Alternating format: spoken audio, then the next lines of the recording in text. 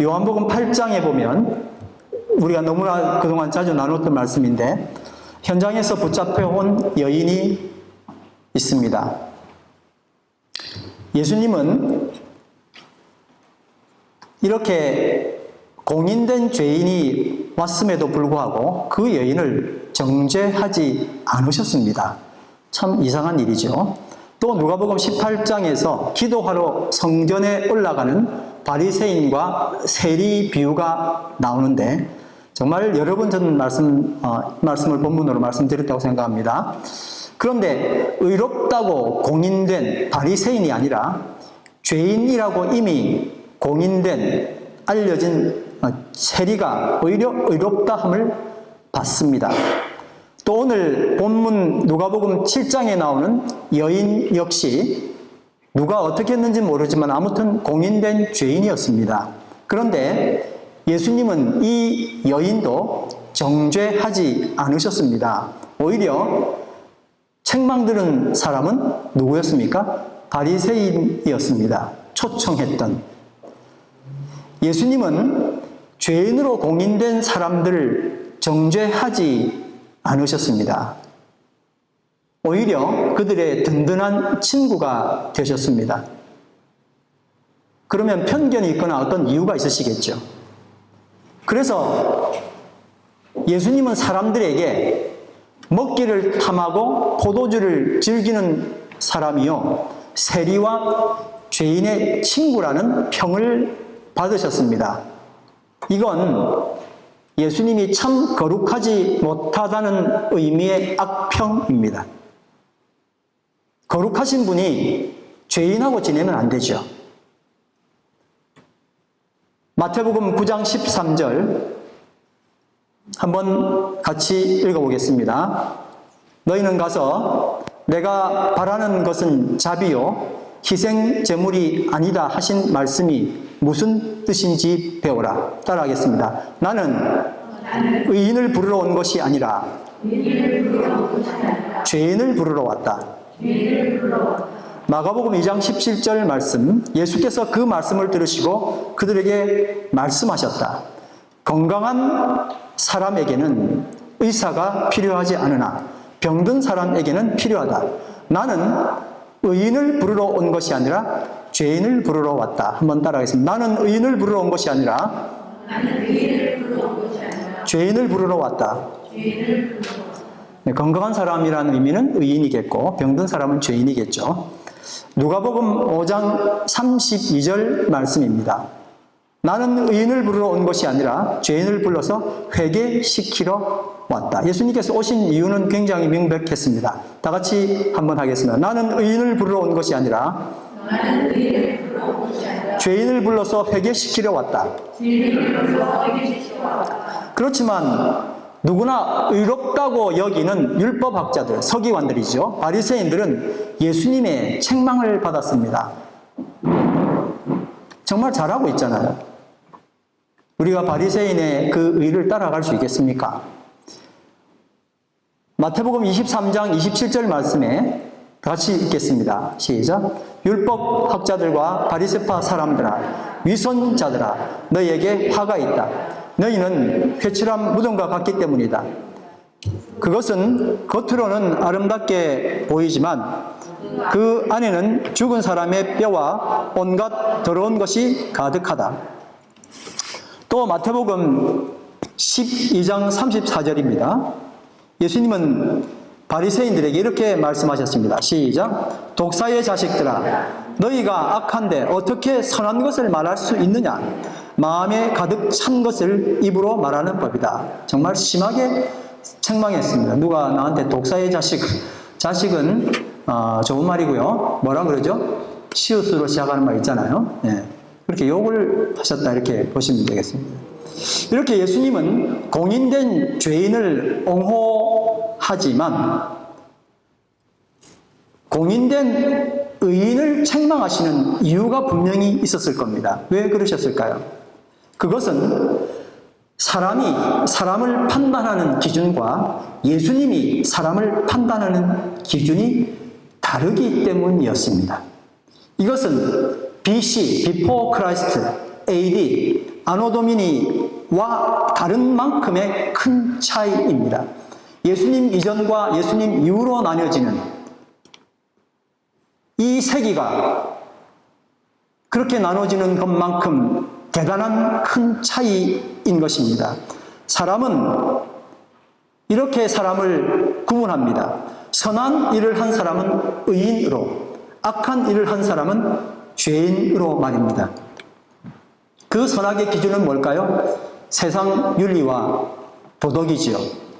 그런데 예수님이 사람을 보시는 기준은 다릅니다. 의인 대 죄인이 아니라 죄인 대 죄인인 것입니다. 그 근거는 사람이 기본적으로 죄인이라 하는 것 때문에 그렇습니다. 이를 사도 바울은 로마서 3장 10절에 다 같이 읽습니다. 시작. 기록된 바 의인은 없나니 하나도 없으며. 이것은 시편 14편 2절 3절 말씀에서 비롯됐는데 제가 한번 읽겠습니다. 여호와께서 하늘에서 인생을 굽어 살피사 지각이 있어 하나님을 찾는 자가 있는가 보려 하신즉 다 치우쳐 함께 더러운 자가 되고 선을 행하는 자가 없으니 하나도 없도다.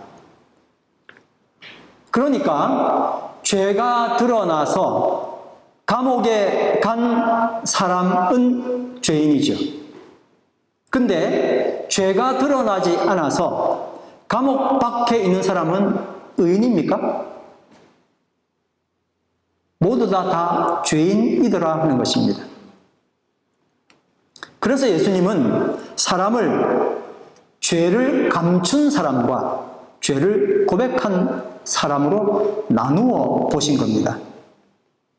이것은 사람을 직접 만드시고 사람의 체질을 너무나 잘 아는 우리 주님만 할 수 있는 판단입니다. 사람은 그 사람이 그 속에 죄가 있는지 없는지는 잘 모르죠. 뭐 없다면 없는 거고 우리는 모르지만 주님은 다 아시잖아요. 그러니 모든 사람이 죄인인 거예요.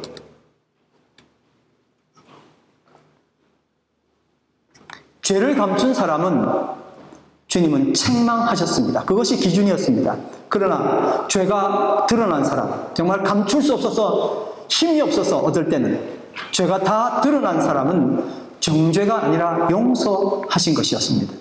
로마서 4장 5절 6절 말씀 같이 보겠습니다. 그러나 경건하지 못한 사람을 의롭다고 하시는 분을 믿는 사람은 다시 읽겠습니다. 그러나 경건하지 못한 사람을 의롭다고 하시는 분을 믿는 사람은 비록 아무 공로가 없어도 그의 믿음이 의롭다고 인정을 받습니다. 그러니까 내 공로로 이루어진 것이 아니고 주님을 믿음으로 의롭다 되었다는 것입니다.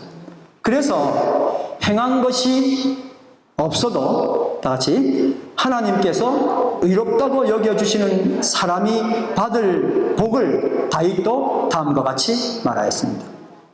그게 시편 32편 1절에서 5절 말씀인 거예요. 복되어라 거역한 죄 용서받고 허물을 벗은 그 사람, 주님께서 죄 없는 자로 여겨주시는 그 사람, 다 같이 마음에 속임수가 없는 그 사람, 그는 복되고 복되다. 내가 입을 다물고 죄를 고백하지 않았을 때에는 온종일 끊임없이 신음으로 내 뼈가 녹아내렸습니다. 주님께서 밤낮 손으로 나를 짓누르셨기에 내 혀가 여름 가뭄에 풀 마르듯 말라버렸습니다. 드디어 나는 내 죄를 주님께 아뢰며 내 잘못을 덮어주지 않고 털어놓았습니다. 내가 주님께 거역한 나의 죄를 고백합니다 하였더니 주님께서 나의 죄악을 기꺼이 용서하셨습니다. 아멘. 팡세는 책 이름입니다. 프랑스가 낳은 천재, 수학자, 물리학자, 철학자, 신학자인 파스칼. 1662년에 죽었네요. 저보다 300년 전에, 제가 60년생인데, 62년생인데 300년 전 사람이더라고요. 어떻게 이런 글을 썼을까? 정말 대단한 것 같아요. 이렇게 그의 책에서 말했습니다. 세상에는 두 종류의 사람이 있을 뿐이다. 하나는 자기를 죄인이라고 자백하는, 그래서 의인이 있고, 또 하나는 스스로 죄가 없다고 생각하는, 사실은 있는데 그래서 죄인이 있다라고 말했습니다. 바리새인들은 어떻게 하면 하나님과 사람 앞에서 의로운 삶을 살지를 늘 고민했습니다. 내가 어떻게 살아야지 라고 생각한 게 아니고 어떻게 하면 사람과 하나님 앞에 의롭게 살까, 이게 주제였습니다. 그런데 이 삶이 바로 BC, 비포 크라이스트의 삶인 거였어요. 우리랑 너무너무 비슷하지 않습니까? 누가복음 18장 1절 2절 말씀에서 바리새인은 이렇게 살았죠. 다 같이 읽습니다. 바리새파 사람은 서서 혼자 말로 이렇게 기도하였다. 하나님 감사합니다. 나는 남의 것을 빼앗는 자나 불의한 자나 간음하는 자와 같은 다른 사람들과 같지 않으며 더구나 이 세리와는 같지 않습니다. 나는 일회에 2번씩 금식하고 내 모든 소득의 11조를 바칩니다. 그가 거짓말로 이런 기도를 한 게 아닙니다. 진실로 이렇게 했기 때문에 이런 기도를 할 수 있었습니다. 힘들었겠죠. 얼마나 많은 노력이, 그리고 기도가, 정성이 필요했겠습니까? 실상 그의 기도처럼 그의 삶은 정말 이랬습니다. 그런데 주님께서 그의 문제를 지적하셨습니다.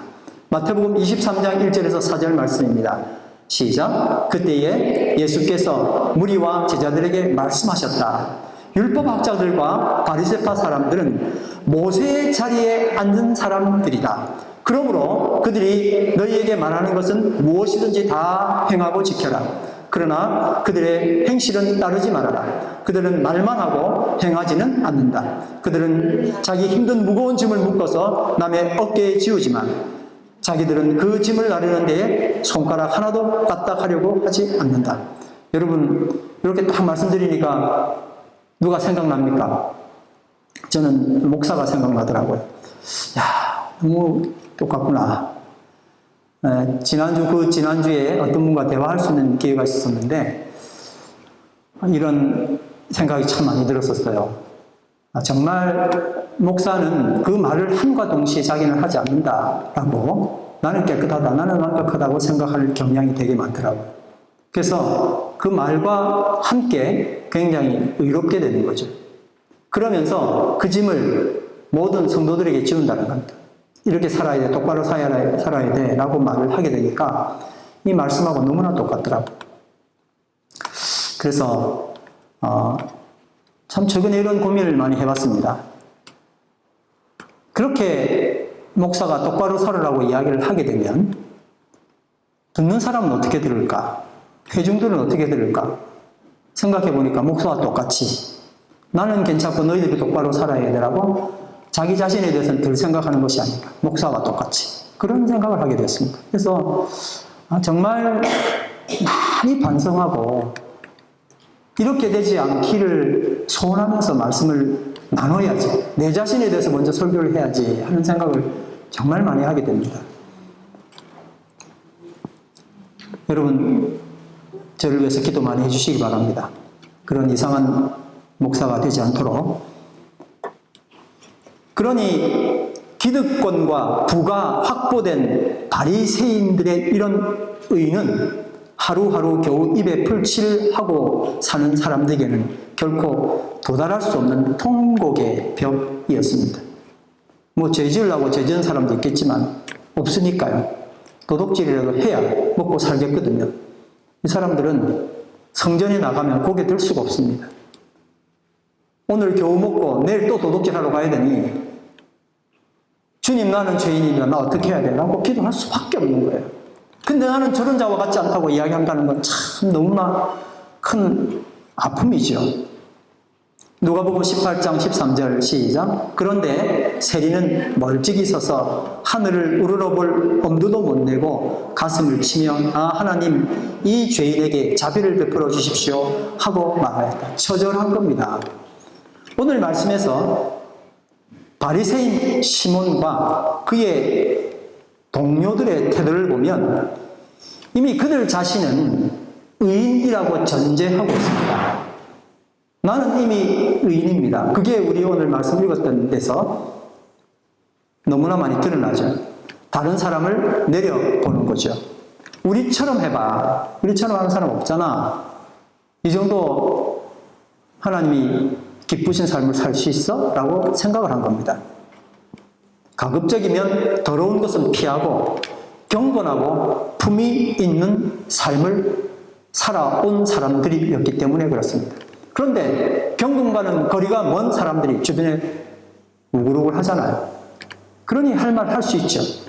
저들같이 되면 안 돼 라고 생각했을 겁니다. 그런데 자기들에게 독한 말을 늘 내뱉는 예수님 초청에서 식사 함께 나누는 것은 바리새인들의 관대함을 드러내는 아주 좋은 기회가 될 겁니다. 어떤 성경에 보니까 아마 이 바리새인은 그래도 예수님을 좀 청종했던 사람이 아닌가, 그러니 선생님이라고 이야기했을 것이다. 그런 이야기도 나오고 있습니다. 누가복음 7장 36절 있습니다. 이제 본격적으로 시작이 됩니다. 그동안에는 배경을 이야기한 거고요. 같이 읽겠습니다. 시작. 바리새파 사람 가운데서 어떤 사람이 예수께 청하여 자기와 함께 음식을 먹자고 하였다. 그래서 예수께서는 그 바리새파 사람의 집에 들어가셔서 상에 앉으셨다. 여러분 아시는 것처럼 지금 이렇게 의자에 앉아 있으면 그 여인이 와서 발 닦기가 힘듭니다. 그런데 고대 그림 아시죠? 거의 비스듬 누워있고 발은 오히려 떠있죠. 이제 그런 상황입니다. 이렇게 비스듬하게 누워있는 최고의 식사 자리였습니다. 그런데 문제가 생겼습니다. 누구나 다 아는 그 동네에서 유명한 여자 죄인이 나타난 겁니다. 초대하지 않는 정말 괴로운 한 여자가 나타났습니다. 쫓아내기도 뭐하고 동냥하고 몇 개 얻어서 나가면 좋겠습니다. 비포 크라이스트, BC에 살고 있었던 사람 앞에 AD에 사는 사람이 불쑥 들어왔다는 것을 아무도 눈치채지 못했습니다. 37절, 38절 말씀입니다. 다 같이 읽겠습니다. 시작. 그런데 그 동네에 죄인인 한 여자가 있었는데 예수께서 바리새파 사람의 집에서 음식을 잡숫고 계신 것을 알고서 향유가 담긴 옥합을 가지고 와서 예수의 등 뒤에 발 곁에 서더니 울면서 눈물로 그 발을 적시고 자기 머리털로 닦고 그 발에 입을 맞추고 향유를 발랐다. 이해하기 힘들 거죠. 그쵸, 여러분? 근데 그 당시 문화에서도 너무나 어색한, 이걸 예수님 그냥 그대로 말하자면 당하고 계신 것처럼 보이는 겁니다. 이 이상한 여자의 행동을 예수님은 전혀 말릴 생각조차 없어 보입니다. 뭐라 한마디 하지마 한다든지 해야 좀 모여서 내쫓든지 그렇게 할 건데 정말 답답합니다. 더러운 죄인이 예수님 몸에 손을 대고 있는데 아무 말 없는 게 또 이상합니다. 39절 말씀 다 같이 읽겠습니다. 예수를 초대한 바리새파 사람이 이것을 보고 혼자 중얼거렸다. 이 사람이 예언자라면 자기를 만지는 저 여자가 누구이며 어떠한 여자인지 알았을 터인데 그 여자는 죄인인데, 바리새인도 죄인인데, 이 여자도 죄인인데, 근데 그들은 나는 의인인데, 이 여자는 공인된 들통난 죄인인데, 만약에 예수께서 선지자였다면 하늘이 보낸 사람이라면, 예언자라면 저 여자가 어떤 여자인지 딱 보면 알지 않습니까? 근데 그것도 구별을 못하는 분이라면 좀 수상해요. 우리 역시 사람을 판단하는 기준이 이 바리새인과 별로 다르지 않다 느껴집니다. 제가 그렇게 느낍니다. 돈 없고 백 없는 그녀는 너무 쉽게 죄가 들통나 버렸습니다. 죄가 들통나서 죄인이 된 이 여자를 우리는 누구나 다 같이 죄인이라 이렇게 부릅니다. 반면 잘 감춰진 죄가 있어도 그 죄가 공개적으로 드러나지 않으면 죄가 아니고 그는 죄인이 아닙니다. 한국에서 비싼 변호사 쓰는 이유는 이렇게 공인된 죄인이 아닌 걸 증명하기 위해서 그렇습니다. 누구나 다 죄인인 줄 아는데 비싼 변호사 쓰면 그 죄는 죄가 아니더라고요. 이제 예수님 차례가 되었습니다. 41절, 42절 말씀 다 같이 보겠습니다. 시작. 어떤 돈놀이꾼에게 빚진 사람이 둘이 있었는데 한 사람은 500데나리온을 빚지고 또 한 사람은 50데나리온을 빚졌다. 둘이 다 갚을 길이 없으므로 돈놀이꾼은 둘에게 빚을 없애주었다. 그러면 그 두 사람 가운데서 누가 그를 더 사랑하겠느냐? 2달치 월급 정도, 50데나리온이죠. 해당되는 돈을 빚진 사람과 2년치, 2달이 아니라 2년치 정도 되는 500데나리온에 해당되는 돈을 빚진 사람이 있었다 말씀합니다. 둘 다 탕감을 받았다. 그래, 너 없는 것을 해줄게 했다. 질문이 어찌해야 됩니까, 여러분? 그러면 그 두 사람 가운데서 누가 그에게 더 감사하겠느냐라고 물어보면 정말 쉽게 대답할 수 있습니다. 근데 이 질문이 바로 Before Christ, BC 시절에 살고 있는 사람의 질문인 것입니다. 그게 우리의 질문이었습니다. 근데 예수님 질문은 그게 아니었습니다. 굉장히 중요한 포인트가 여기 있었습니다. 예수님은 그러면 그 두 사람 가운데 누가 그를 다 같이 더 사랑하겠느냐? 이건 갑자기 이야기가 좀 달라져요. 이게 도대체 뭔 소리야? 확실히 예수님 질문은 AD 질문이었습니다. BC가 아니었습니다. 여러분, 이 질문에는 예수님이 나를 구원하신 의도가 완전히 녹아져 있는 겁니다. 왜 예수님이 나를 구원하셨느냐? 감사합니다요? 아니면 주님 사랑합니다입니까? 우리는 예수님의 구원의 은혜에 감사합니다. 그렇죠? 구원하셨으니 그래서 감사할 수 있습니다. 아니, 당연히 해야 됩니다. 그런데 예수님을 사랑하는지 예수님이 눈을 뜨고 너나 사랑해 베드로에게 묻듯이 물으면 느닷없이 그 질문에 당황하게 됩니다. 어떤 분들은 정말 사랑한다고 그 삶 때문에 그렇게 하실 수 있겠지만 어떤 분들은 사랑은 좀 그래 할 수 있죠. 여러분, 감사와 사랑은 분명히 다릅니다. 물에 빠진 사람 건져 주었더니 그 사람이 뭐라고 하죠? 내 보따리 내놔라. 이게 이제 최악입니다. 그렇죠? 자, 근데 물에 빠진 사람을 건져줬더니 뭐라고 이야기하죠? 감사합니다. 그러잖아요. 보통은 감사합니다 합니다. 근데 물에 빠진 사람 건져줬더니 그 사람이 느닷없이 사랑합니다 라고는 잘 안 해요. 뭐 사연이 있으면 하겠죠. 근데 보통은 하지 않습니다. 사랑은 감사를 넘어서는 어떤 특별한 관계로 발전되어 나올 수 있는 고백 맞죠? 예수님이 부활하셔서 갈릴리 바닷가에서 시몬을 만났습니다. 같은 시몬은 아니지만 시몬은 이렇게 연결이 되고 있습니다. 정말 중요한 질문을 하셨습니다. 너나 사랑하니? 라고 물어보셨어요. 베드로에게, 시몬에게, 베드로라고 하지 않고 시몬아 라고 물어보셨잖아요. 시몬아, 너나 사랑하니?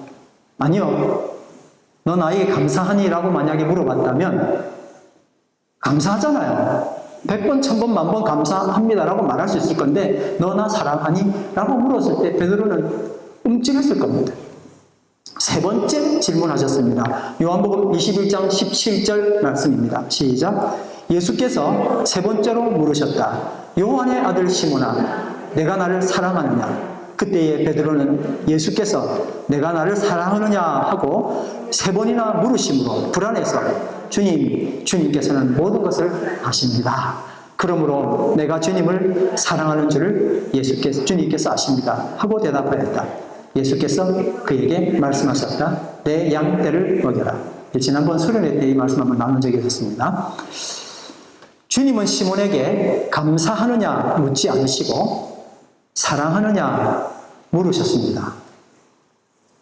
만약 주님이 내가 나에게 감사하느냐, 내가 나에게 고마움 느끼고 평생 그렇게 살 거냐 이렇게 물으신다면 가끔은 못해도 정말 그렇게 할 수 있습니다 라고 거침없이 예 대답할 겁니다. 감사는 의무, 책임을 다함으로 보답할 수 있습니다. 그런데 사랑은 다릅니다. 전혀 아닙니다. 독점입니다. 오직 한 분 주님께만, 오직 주님께만 하는 것, 한 사람에게만 하는 것이었더라고요. 친구 남편에게 혹은 친구 아내에게 감사할 수 있지만 사랑합니다 그러면 큰일 납니다. 그런데 이것은 독점적인 사랑만을 의미하는 것이 아닙니다. 감성과 지성의 영역을 넘어선 영성의 관계를 말하고 있습니다. 그러니까 성전뜰에서 성소로 들어오라는 것이고, 성소에서 지성소로 들어오라 하는 것이고, 지성소에서 시은 좌 하나님의 보좌, 나를 용서하시는, 나를 만나시는 시은 소로 옮겨오라 하는 뜻이었습니다. 아마 바리새인 시몬은 지금 성전뜰 혹은 성소쯤에서 예수님 만나 사랑합니다라고 고백할 수도 있습니다. 그러나 예수님은 그를 지성소로 그리고 법궤 시은소로 초청하시는 겁니다. 시몬뿐만 아니라 저와 여러분도 지금 초청하고 계십니다. 지금 주인공은 이 여자지만 사실 또 이 다른 주인공은 바리새인 시몬, 나와 같은 바리새인 시몬입니다. 감사로 끝나는 삶이 아니라 사랑으로 성장하라고 하시는 주님의 초청, 오늘 이 초청을 주님께서 하시는 겁니다. 여러분, 청년들은 아니겠지만 이제 부모님들 한번 생각해 보십시오. 아이를 낳으면 부모는 아이들에게 맨 먼저 뭐라고 하죠? 나온다고 수고했다, 고맙다 하기보다는 뭐 먼저 합니까? 사랑해 그러잖아요. 애는 사랑해가 뭔지도 모르는데 코를 비비고 뽀뽀하면서 사랑해 사랑해 이러는데 이유를 모르죠. 그리고 사랑한다는 게 뭔지를 부모는 계속 가르쳐 줍니다. 뭔지는 모르지만 하여튼 사랑, 계속 사랑해. 나오자마자 사랑해를 들은 그 아이는 그냥 사랑이 뭔지는 모르지만 사랑을 알게 되는 겁니다. 그리고 묻습니다. 가장 잔인한 질문, 엄마 사랑해, 아빠 사랑해. 도대체 뭐라고 대답해야지? 그러나 사랑해, 사랑해. 엄마에게 고마워라고 물어보는 사람은 엄마에게 감사해, 아빠에게 감사해 라고 물어보는 분은 별로 없습니다. 나이가 들면 혹시 몰라도. 사랑해는 가족에게, 감사는 남에게 하는 최고의 언어였더라고요. 맞죠? 근데 우리는 구약시대로 따지면 여인들의 뜰은 고사하고 성전 근처도 가지 못할 자타공인된 죄인 여자가 지금 시운소에서 주님을 만나고 있는 것을 발견하는 것입니다. 다이렉트로 시운소로 들어가는 거예요. 그 많은 자리를 다 두고 오로지 이 여인은 시운소에 있는 겁니다. 누가복음 7장 37절, 38절 말씀 다 같이 읽겠습니다. 그런데 그 동네에 죄인인 한 여자가 있었는데 예수께서 바리새파 사람의 집에서 음식을 잡수고 계신 것을 알고서 향유가 담긴 옥합을 가지고 와서 예수의 등 뒤에 발 곁에 서더니 울면서 눈물로 그 발을 적시고 자기 머리털로 닦고 그 발에 입을 맞추고 향유를 발랐다. 여러분, 단지 은혜에 보답하는 감사라면 이렇게까지 할 필요는 없습니다. 그러니 그녀는 감사를 넘어서 감사로는 절대 할 수 없는 사랑을 드리기 위하여 그곳에 있는 것입니다. 시운소, 속죄소에서 그녀는 예수님을 독대하고 있습니다. 이게 바로 예배입니다. 그녀에게 모든 사람은 블랙아웃되고 오직 주님만 그녀 앞에 존재할 뿐입니다. 감사함을 넘어서 사랑함의 눈물을 흘립니다. 마침내 그녀의 삶의 의미를 찾은 겁니다.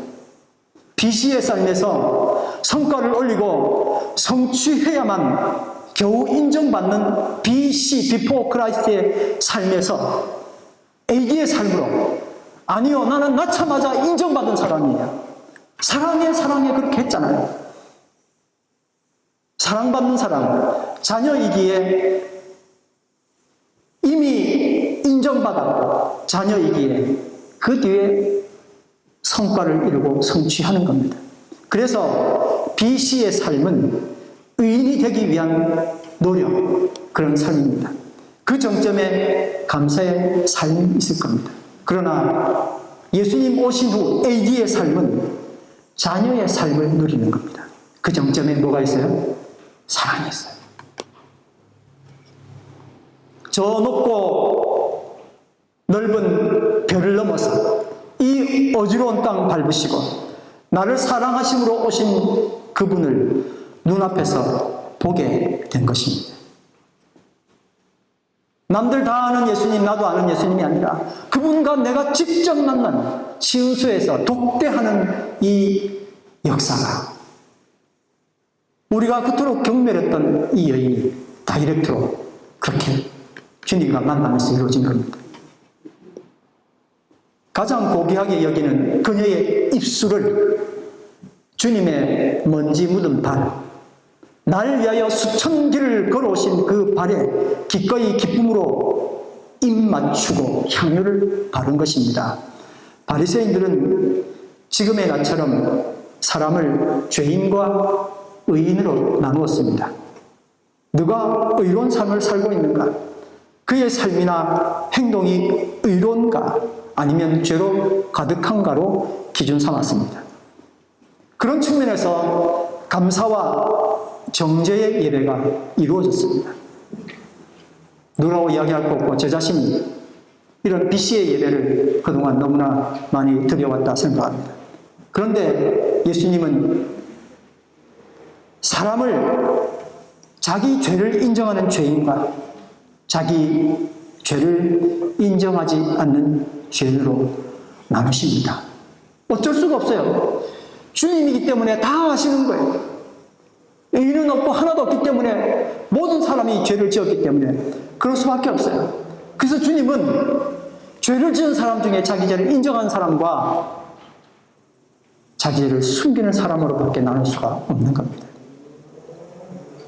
그러니 누가 의로운 행동을 많이 했고 누가 죄를 더 많이 범했는가로 사람을 나누실 수 있는 방법이 없었습니다. 먼지는 먼지입니다. 먼지가 작다고 먼지가 작은 게 아닙니다. 닭똥도 똥이고 소똥도 똥입니다. 다 똥입니다. 다른 방법이 있어야 합니다. 예수님은 바리새인 시몬도, 공인된 죄인 여자도 먼저 받으셨습니다. 예수님은 나를 먼저 받으셨습니다. 예수님은 여러분 모두를 먼저 받으셨습니다. 할렐루야. 그리고 자녀로 인정하셨습니다. 그 다음 누가 더 예수님 사랑하지?로 물으셨습니다. 그게 예수님의 질문이었습니다. 누가 더 감사하지가 아니고 점프하셔서 누가 더 사랑해? 라고 물어보셨습니다. 감사함으로 예수님과 한 끼 식사할 수 있지요. 그게 오늘 우리의 예배입니까? 아니면 그 모든 걸 다 덮어두고 이유 없이 사랑합니다, 그것뿐이에요 라며 주님께 예배를 드리고 있습니까? 그러나 이 여인은 그녀가 더러운 죄인임에도 불구하고 자녀가 되었기에 주님께 감히 나와서 그녀의 고귀함, 그녀의 존귀함, 그녀의 재물 모두 주님 앞에 쏟아냈습니다. 왜 AD 예배와 BC 예배가 중요할까요? 나는 내 죄를 감추기 위해서 예배드려 왔지 않습니까? 내 억울한 눈물을 그치기 위해서 예배드려 왔지 않았습니까? 내 고귀함을 유지하기 위해서 예배드리고 존귀함 얻기 위하여 예배드렸습니다. 그런데 이 여인은 자신의 죄를 기꺼이 모두 다 드러냈습니다. 감동과 감격의 눈물을 주님 발 위에 다 쏟아냈습니다. 자신의 고귀한 머리카락으로 주님의 발을 닦았습니다. 아니, 머리카락은 보존해야죠. 주님, 내 머리카락 고귀한 거 보존하게 해주세요 한 것이 아니라 그걸 주님께 드렸습니다.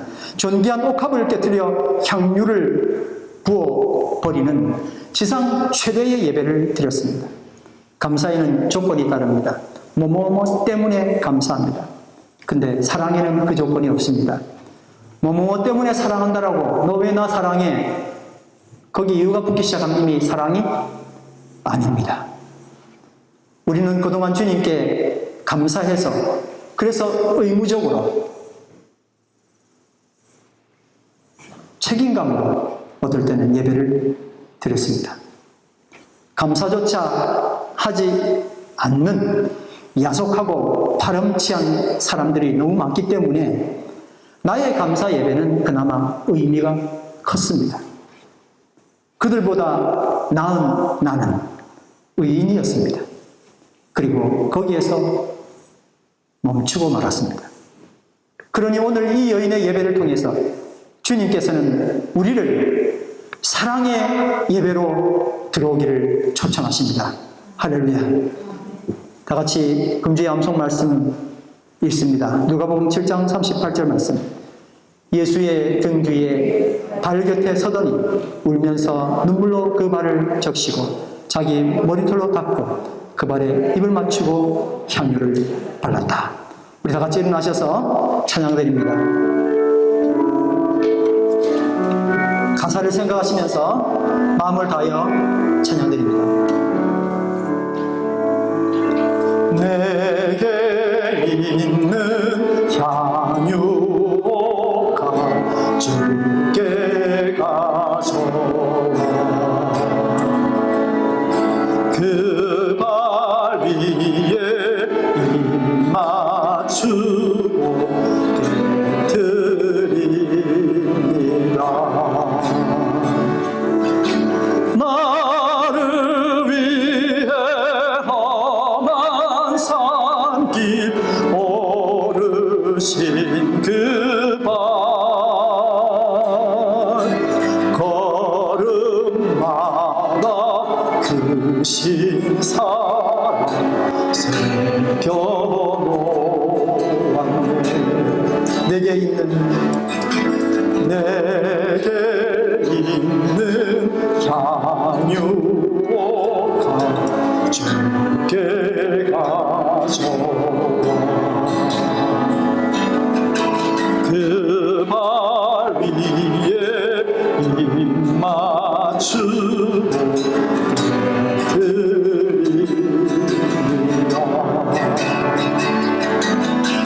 나를 위해 십자가에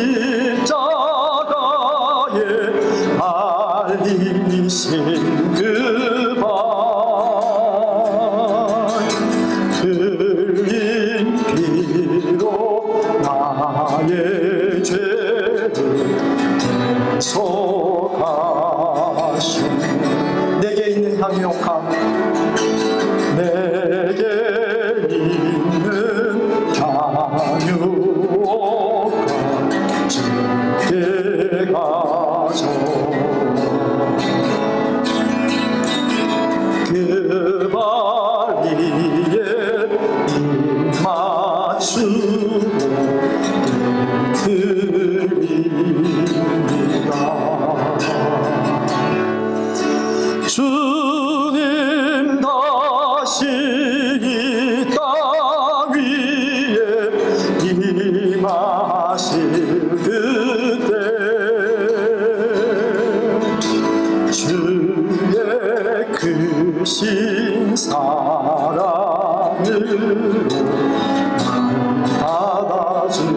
받아주소서. 말씀을 생각하시면서 다 같이 기도하시겠습니다. 사랑의 아버지 하나님, 의로운 사람이 아니라 주님을 사랑하는 사람으로 자녀되기 위하여 사는 삶이 아니라 자녀임으로 사는 삶을 저희가 살기를 원합니다. 사랑은 자녀에게 할 수 있는 언어인데 오늘 내 아버지, 어떤 사람의 아버지가 아니라 진실한 나의 아버지 주님 만나기를 원합니다. 그래서 당연히 나를 위하여 애쓰신 주님 발 앞에 기꺼이 기쁨으로 입 맞출 수 있고 향유를 부을 수 있기를 원합니다. 그저 감사한 대상이 아니라 사랑하는 주님 만나기를 간절히 원합니다. 나를 위해 험한 산길 오르신 그 발 걸음마다 낮은 사랑 새겨놓 나를 위해 십자가에 나를 위해 십자가에 달리신 그 발 흘린 피로 나의 죄를 대속하셨네.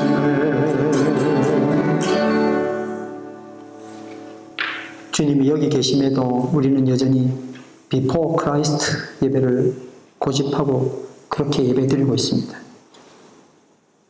이제 이 여인처럼 예수님을 만남으로 자녀됨의 기쁨을 누리며 AD 예배를 주님과 함께하는 예배를 드리기를 원합니다.